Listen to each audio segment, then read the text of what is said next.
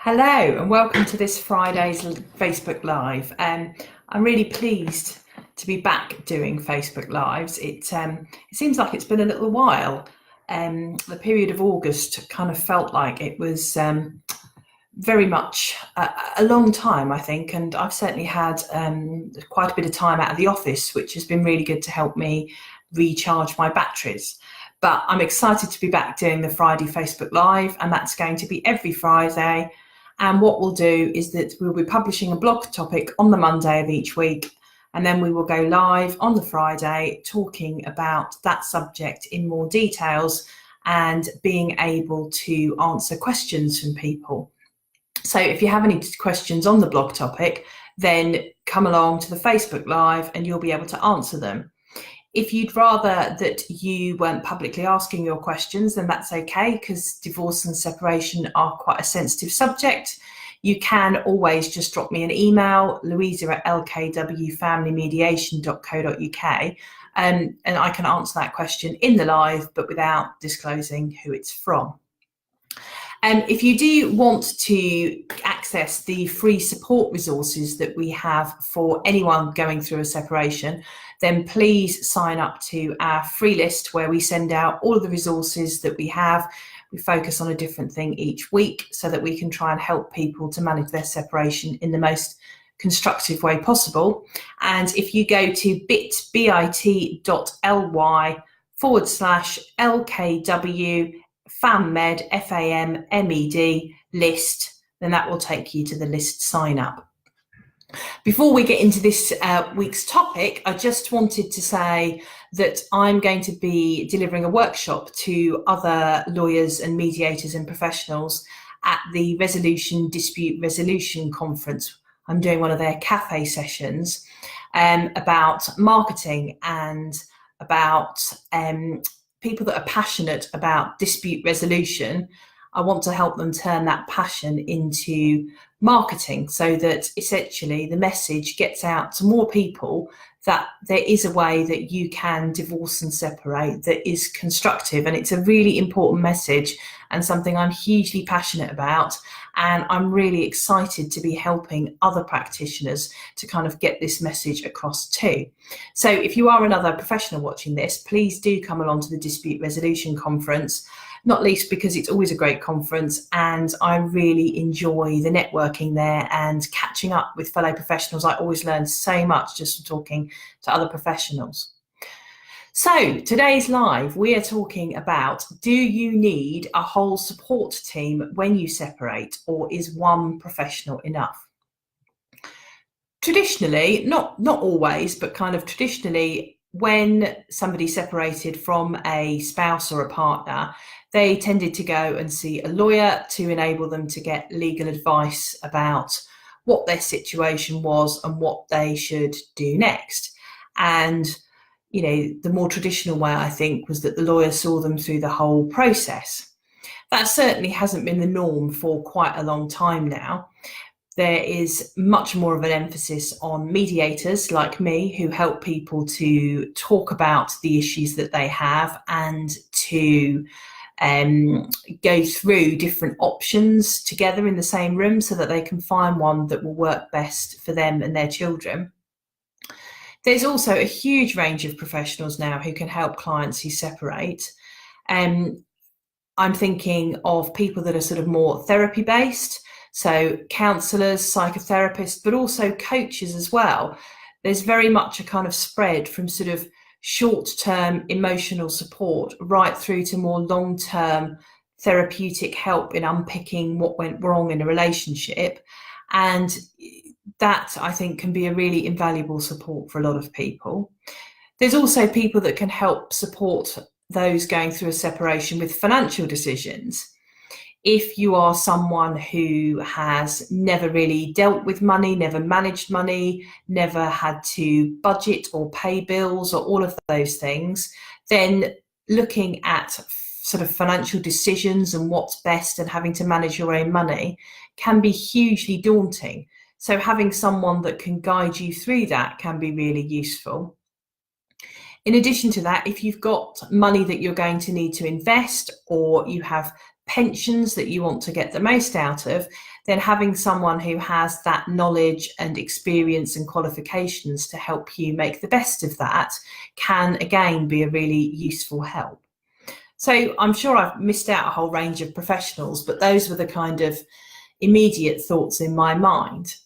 And when I've been thinking about this topic, both in terms of writing the original blog post and also in terms of researching and thinking for this Facebook Live. And in fact, I'm just putting the link to the blog post in the comments so that anybody who wants to have a look at the blog post can have a look at that. The thing that I kept coming back to when I was thinking about this is that saying, it takes a village to raise a child. And that's, is it an old-fashioned concept now, or are we of a view that actually, there are often more people involved in raising a child than the parents?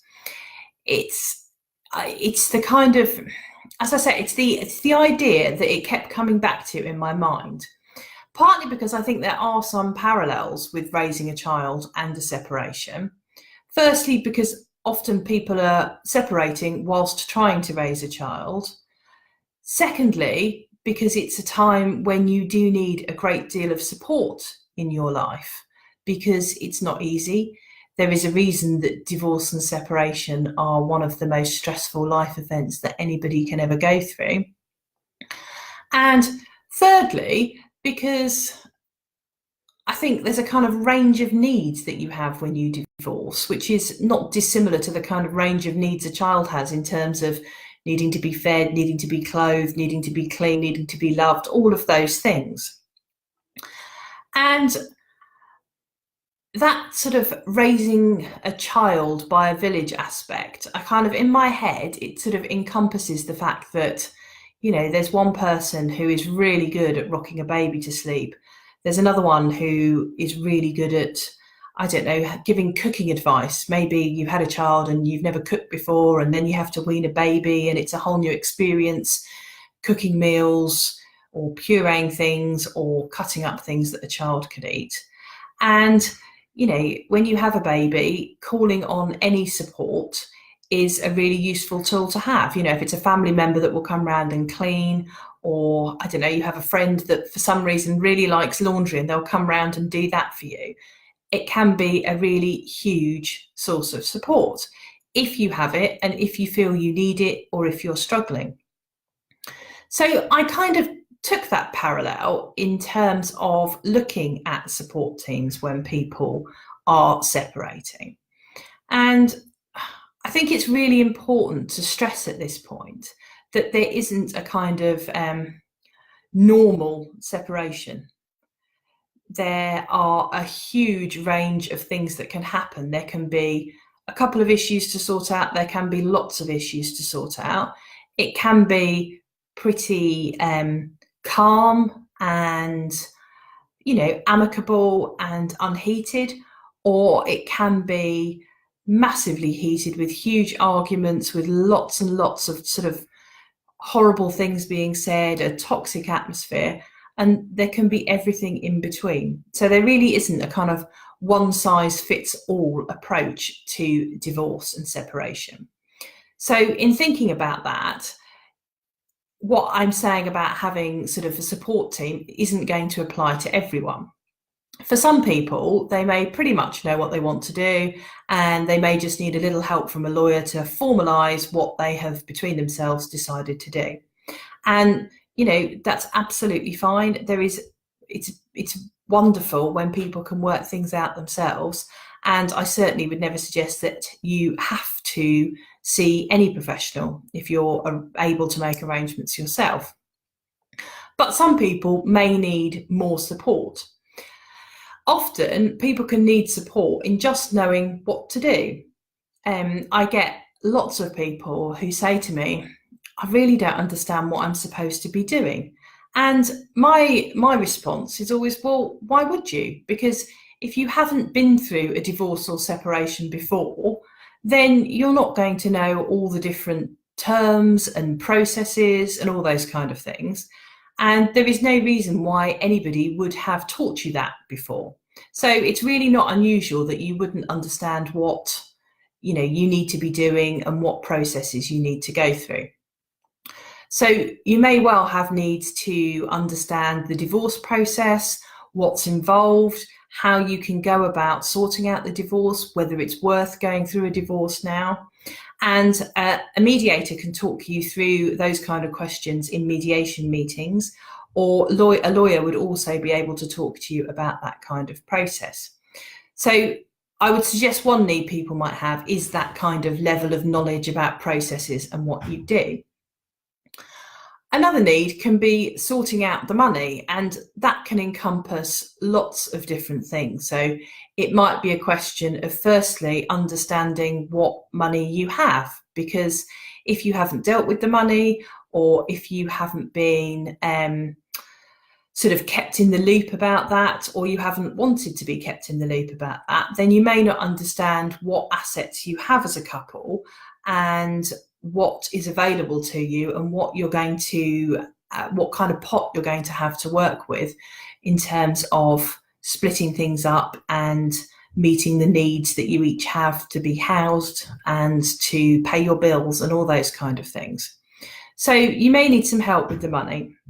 You may also need help negotiating or working out what is a fair way of dividing the money. Now, fair is an extremely subjective term, I would say, because what's fair to one person isn't fair to another person. So when people talk about a fair settlement, I always ask them what they mean by that, so that I can understand what feels fair to them. And that can often be a sticking point, that people kind of don't know what a fair way is to divvy the money up, or what they have to think about in terms of divvying money up. Again, I come back to the fact that if you haven't been through this before, why on earth would you know how to separate out assets when you separate? So in terms of that, you would need maybe a professional to help you to work out what would be a sensible way of splitting up the assets that you have, both in terms of your capital assets, which might be a house, it might be savings, there might be investments, the assets that you have invested in pensions, and also your income, because often there is money that's going to change hands from your income by way of child maintenance or spousal maintenance, because both of you need to be able to make ends meet. And if one person earns more than the other, that can mean that it's going to be harder for another person to make ends meet. And in terms of sorting that out, a mediator can guide you through that in sessions and give you things to think about and help you to find a solution that you both feel is fair and that you both feel will work for you in terms of the needs you have. You can also use lawyers to negotiate that for you, or to advise you, so that you can then negotiate yourself, or you can go through mediation sessions. There are also processes where another professional decides things for you. So that can be the court process where a judge decides things, or it can also include arbitration where an arbitrator decides things for you. And arbitrators are usually solicitors or barristers who have undergone the training to be an arbitrator. In addition to that, you may also, as I spoke about earlier, need some financial support from someone who is more qualified to manage money, or to advise on investments, or to give you advice or information about pensions. Sometimes you may have an idea that you want to separate out pensions so that you're both getting equal income from those pensions, because you're nearing the point or are drawing your pensions, but you have no idea how to achieve that from the different funds that you have. So you may need a financial advisor or a chartered financial planner or an actuary to help you work out what would be the right arrangements for pensions, and to flag up anything that you need to think about because of the pensions that they are, or the terms or the ages that you are. You may also need financial help with obtaining a mortgage to purchase another property or something like that. In addition to that, you may have emotional needs, and when I say emotional needs, I mean that divorce and separation is hard. It is something that, the analogy to pull a rug out from under your feet sounds a bit glib, but I really feel that that's what happens to people. You know, I often use the analogy of being thrown in a swimming pool and you're underwater and you're not quite sure which way the surface is. You know, and I think anybody who's ever been in water will know how horrible that feeling is. And if you're the person that's made the decision to separate, there can still be so many emotions for you, even though you may know that you've made the right decision. You may feel guilt about the hurt that the other person is feeling. You may also feel guilt about the effect it might have on your children. You may feel that you've made the right decision, but you don't feel very strong in terms of how you move forward. Where it's a mutual decision between the two of you and you're both sure that you're making the right decision, there can still be a lot of feelings that come up in terms of regret or guilt that the marriage has had to end, or great concern and fear about how you're going to move forward. Particularly, I think, if you have gone from sort of being in a relationship for a particularly long time to then contemplate being a single person living on your own and managing everything on your own can be a very daunting and scary thing. If you're the person who's had the decision to separate kind of thrust upon you, then again, it can take you a long time to feel that you are in the same place emotionally as the other person, and for you to process that decision, because you may have an awful lot of kind of, why is this? Can't we try? I don't want to do this. And all of those emotions that come up. And it's sort of, there has been, I think for certain people, there has been stigma attached to therapy. You know, when I ask people whether they're open to any kind of therapeutic help, some people will tell me, oh yes, they've already got a therapist and they've been seeing them and they find that it's really helpful. Some people will say that they're open to that, but they haven't felt they need to at the moment. And I still see people who are, oh no, I wouldn't need that. You know, what would people think of me? And I think the stigma around this is changing, but there is still an idea, I think, from some people that you are weak or that you haven't managed things properly if you're in a situation where you need extra help either from your GP or a counsellor. And what I always say to people is that every single person in the world has a limit of what they can cope with. And that limit is different for different people, but everybody has a limit. And if you are coming up against your limit, then you may need some extra help. And there is no shame in that, because everybody has a limit. And if you were bleeding profusely, you would go and seek help for that. If you suddenly came up with a strange rash, you would probably go and seek help for that. And, you know, your emotional well-being, not as good as it could be, is no different to that. It's just an emotional it's just an emotional symptom rather than a physical one. So therapy is a large group of people because it encompasses a number of different professionals who have different specialisms.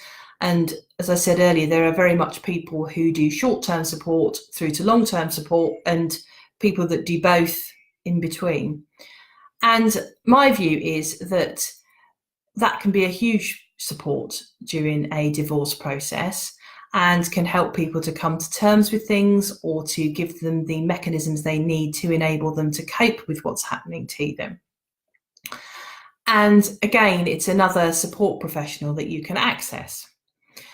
And the point about a support team is that you get the help from who you need at the moment that you need it.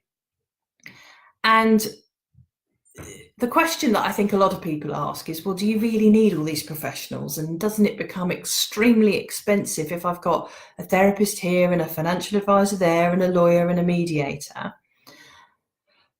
But what I look at is, what are the costs of not having the right support team?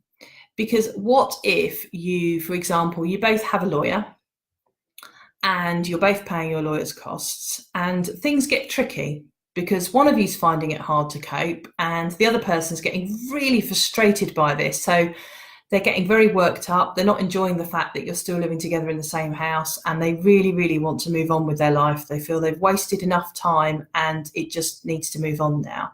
So they're instructing their solicitor to write more letters to try and move it forward. And then the other person starts feeling more and more overwhelmed about the letters that they're receiving.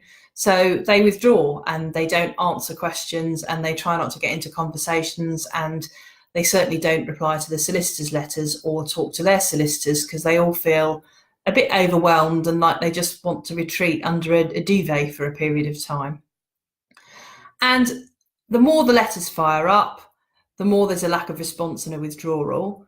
And then what happens is the person who's instructing their solicitor to write the letters becomes frustrated and decides that the only way forward is to go to court because the other person is not engaging and they're not able to withdraw, or not able to resolve things.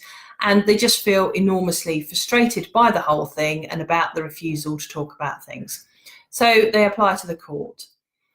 The other person then feels that they are being overwhelmed by the court process, but that usually means that they have to do something about it because of the fact that they've been forced into that. But by this point, not only do they feel overwhelmed and under pressure and that they might go under, but they also feel resentful that they've been put in this situation and possibly really quite angry. And adding that into the mix as well usually means that the temperature goes up. Unpleasant things are said, people start to dig their heels in, and whereas before they might feel that they might have compromised, they now feel that they won't compromise. So in that scenario, the potential costs of the lawyers can be quite big, where you've gone through the court process and where lots of work's been involved. And if you kind of take that cost and you look at what the costs would have been if the other person had said, right, I would like to sort things out, but I know that the other person is struggling at the moment. So maybe they need to go and have counselling and to need a period of time where they can just adjust to the fact that we're separating and then start to deal with things again. If they'd have done that and let the person just have some time to see a therapist and just try and breathe and come to terms with what had happened, then during that period, the costs that would have been incurred would have just been for the therapy. And then when they come back together again to try to resolve all the issues, I don't mean get back together again as a couple, I mean come together to try to resolve issues when the other person feels stronger, then they may find that things are resolved more quickly and more easily.